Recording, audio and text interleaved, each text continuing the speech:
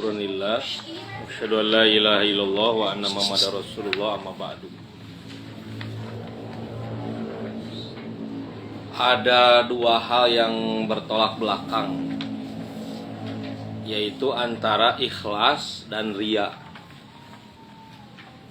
Maksud dari judul meluruskan jarum hati itu artinya bagaimana kita mengikhlaskan diri.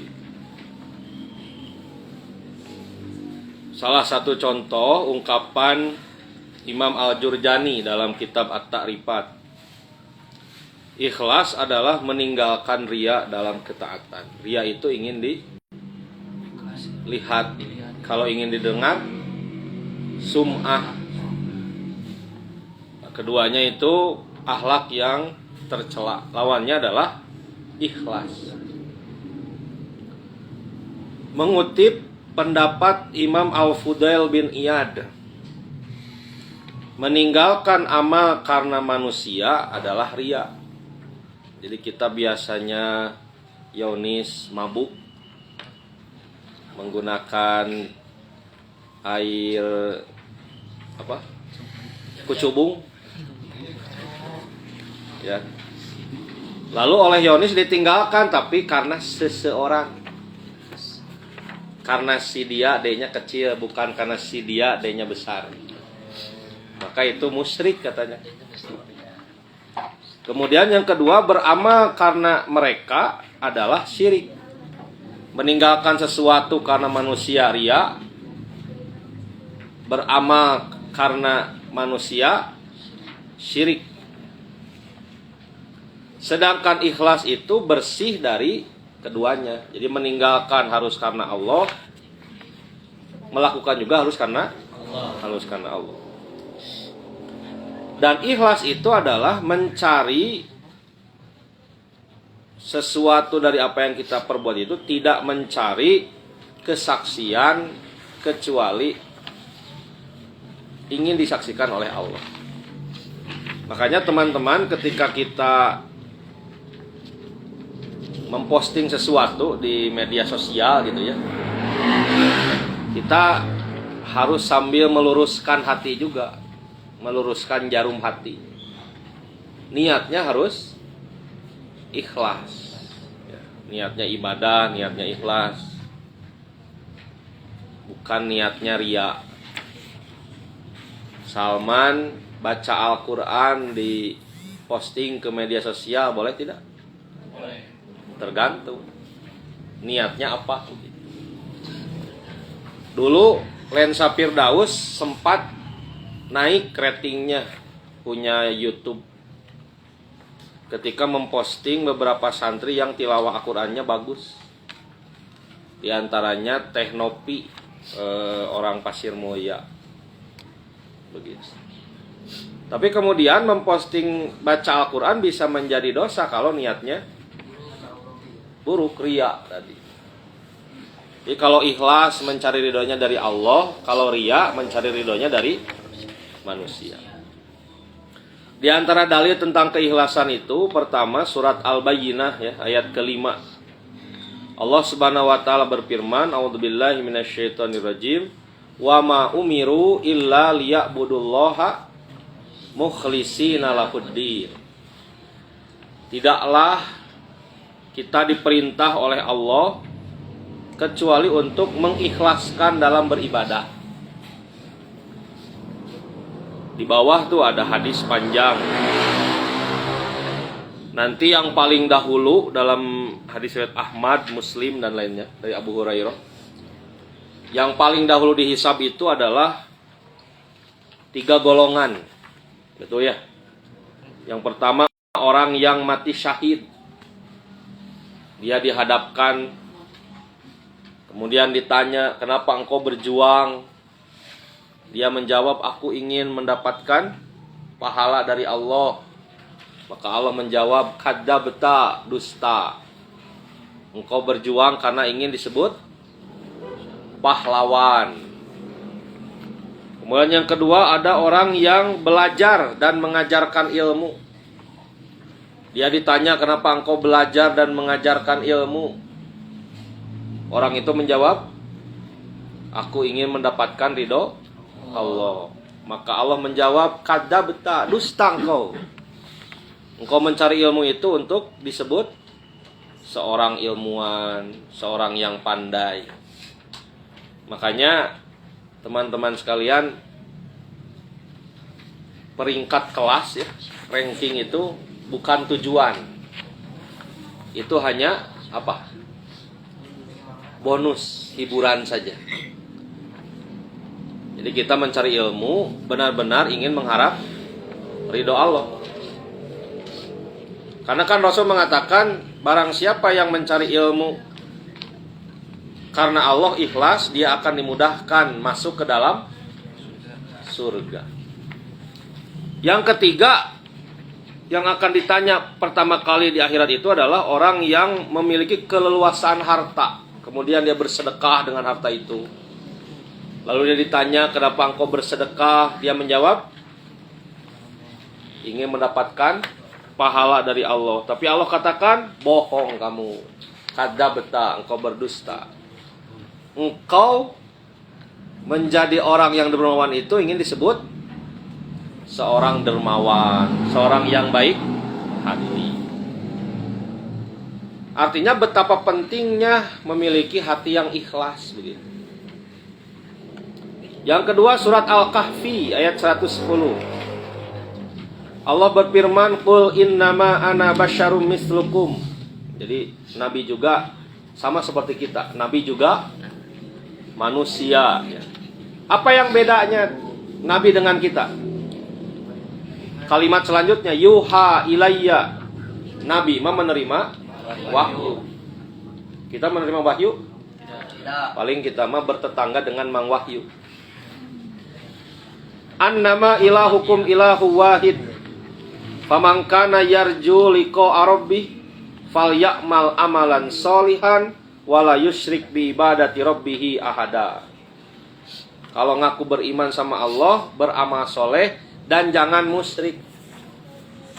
Para ulama mengatakan kalau amal soleh dikaitkan dengan musyrik, maksudnya itu ikhlas.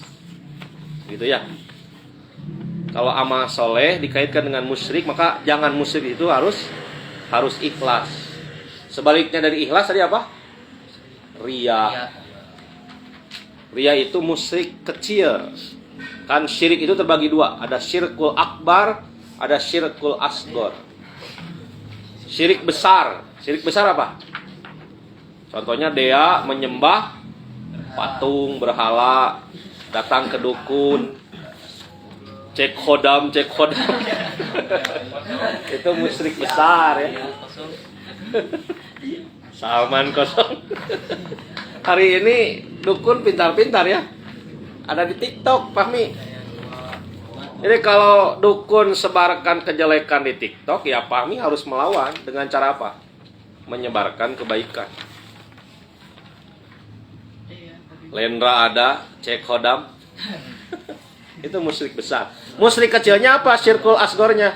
Kita beramal soleh mengharap ridho manusia. Sholat baik tidak sholat?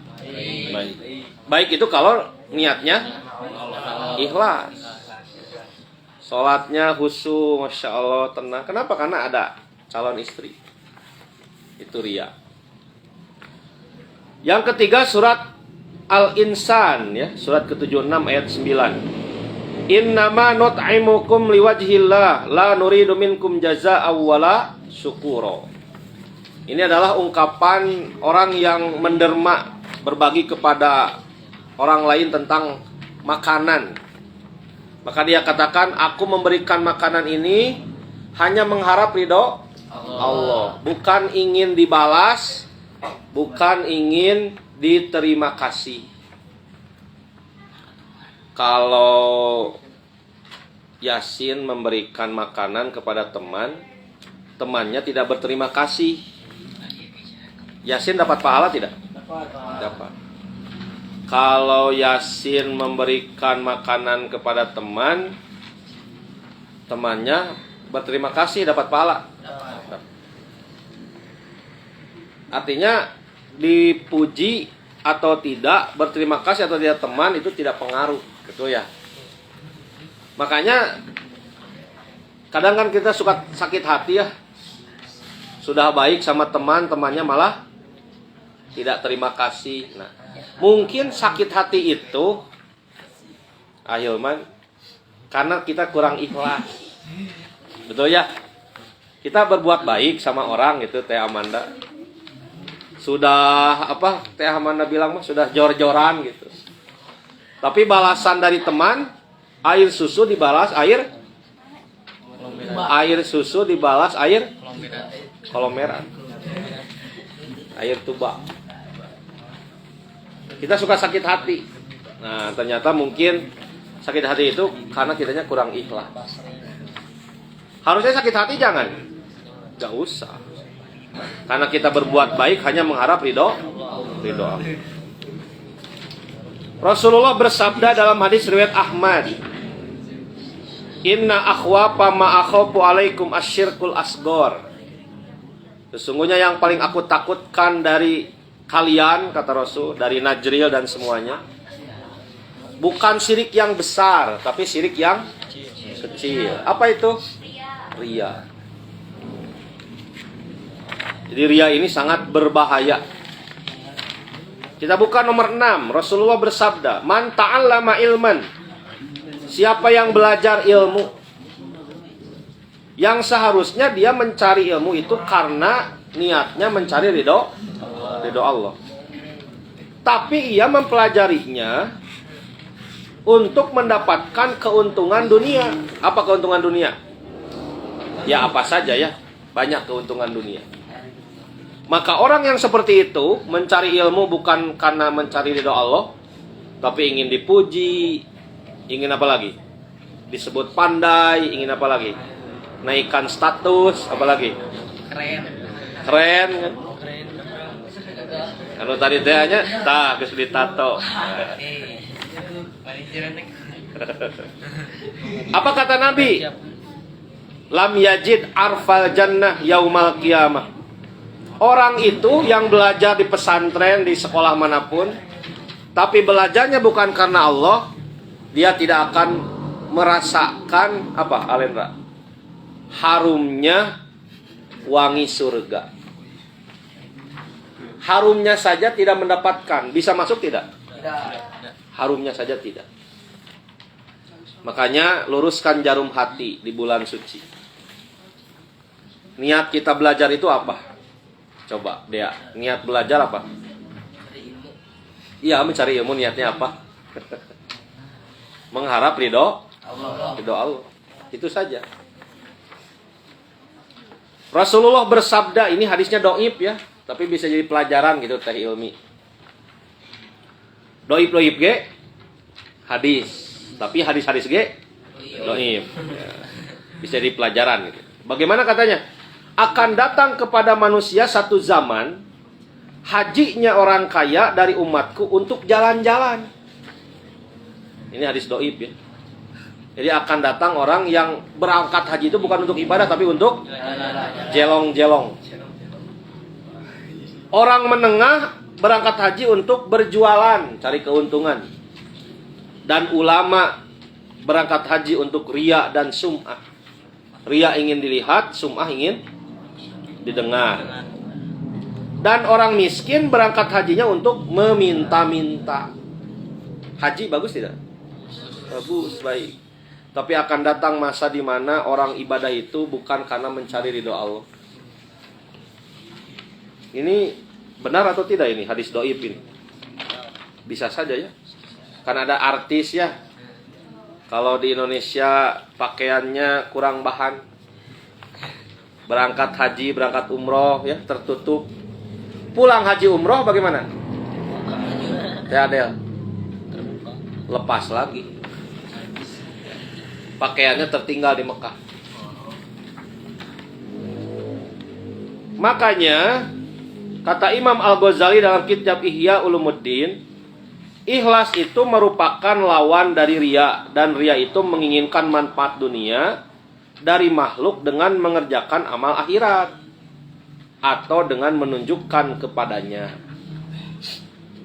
beramal akhirat, ingin mendapatkan keuntungan dunia. Pertanyaan begini, agama. Seorang bekerja kepada bosnya, ingin dapat gaji besar. Kerjanya kerja dunia, ingin dapat gaji besar. Ria bukan? Bukan. Itu mah profesionalisme. Yang ria itu bagaimana? Dia sholat, nah ingin dipuji orang. Makanya teman-teman begini, tidak semua yang kita lihat itu sesuai kenyataan gitu Ayonis. Mungkin orang-orang mengatakan Ayonis ini minus, kurang baik. Tapi cukup bagi Ayonis kalau Allah saja yang tahu bahwa Ayonis itu tahajudnya setiap malam, suka bantu-bantu orang tua.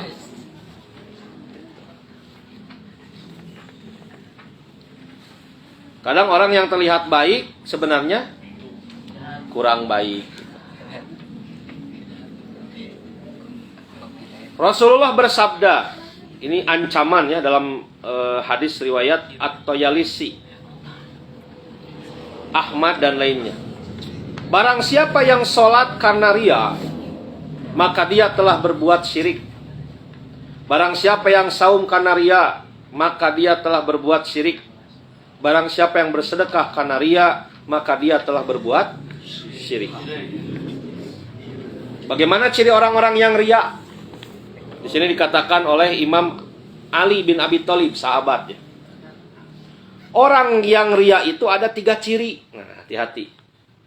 Kita ria tidak? Ini ada 3 cirinya. 1, dia malas bila sendiri. Sholat dengan teman, khusyuk. Sholat sendiri, sajadah we diamparkeun hungkul. Nah, itu ria. Makanya kalau sholat sendiri harus merasa dilihat oleh siapa? Oleh Allah. Sholat sendiri dilihat oleh Allah, sholat bersama dilihat oleh Allah. Sama saja. Yang kedua, ciri orang ria itu bagaimana? Semangat bila bersama orang. Kalau sendiri jadi tidak semangat. Hati-hati. Apalagi yang ria, super ria yang bagaimana? Semangat kalau punya pacar. Nah, kalau tidak punya pacar, jadi malas. Berarti itu ria. Yang ketiga, kata Imam Ali bin Abi Thalib, orang yang ria itu cirinya bertambah dalam beramal apabila dipuji dan berkurang bila dicela. Kalau subscribernya banyak, yang nge-likes banyak, semangat.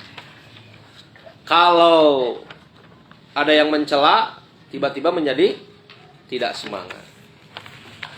Artinya seorang yang ikhlas itu tidak terbang ketika dipuji, tidak tumbang ketika dicaci. Karena hanya mengharap ridho Allah. Hadisnya yang sering kita dengar ya, innamal a'malu binniyat. Dari hadis itu ada sebuah riwayat, Ibnu Mas'ud mengatakan, dulu katanya di antara kami ada seorang laki-laki yang mengkhitbah perempuan. Mengkhitbah itu apa Teh Nabila? Melamar. Laki-laki ada melamar perempuan di zaman Rasul. Perempuannya namanya Ummu Qais. Siapa Yasin? Ummu Qais. Si Ummu Qais ini tidak mau. Saya tidak mau sama kamu. Kecuali, begitu agama. Kecuali kata Ummu Qais, kamu bersedia hijrah bersamaku kemana? Ke Madinah. Akhirnya si laki-laki ini, kenapa Ummu Qais tidak mau? Karena ya dia tidak mau hijrah. Akhirnya dia mau hijrah, baru mau dinikahi. Jadi hijrah soteh kulantaran hoyong nikah jeung Ummu Qais. Akhirnya dia disebut hijrah muhajir Ummu Qais. Nah, jangan sampai kita belajar di pesantren itu karena seseorang, tapi harus karena Allah. Makanya harus siap diuji ya. Nabi bersabda, ada seseorang yang berperang karena dorongan fanatisme. Ada yang berperang karena ingin memperlihatkan keberanian. Ada yang berperang karena ingin dilihat orang. Siapakah yang disebut fisabilillah? Kata Nabi, man qatala litakuna kalimatullah yal ulya fahuwa fisabilillah. Siapa yang berperang, beramal soleh, masak, sholat, saum, zakat, haji, umroh, belajar, yang itu semua untuk meninggikan kalimat Allah, itulah fisabilillah.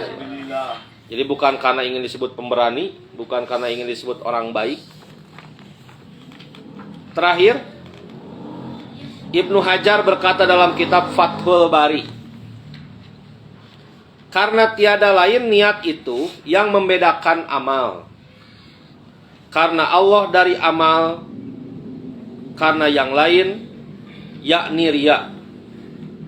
Membedakan tingkatan amal seperti membedakan yang wajib dari yang sunat, dan membedakan ibadah dari kebiasaan seperti saum dari berpantangan. Jadi maksudnya bahwa amal yang ikhlas tidak akan sama bobotnya dengan amal yang ria. Mudah-mudahan melalui buka bersama ini kita semakin ikhlas belajar, ikhlas berteman, ikhlas beramal soleh. Demikian aku qouli hadza wa astaghfiru wa lakum. Assalamualaikum warahmatullahi wabarakatuh. Waalaikumsalam warahmatullahi wabarakatuh.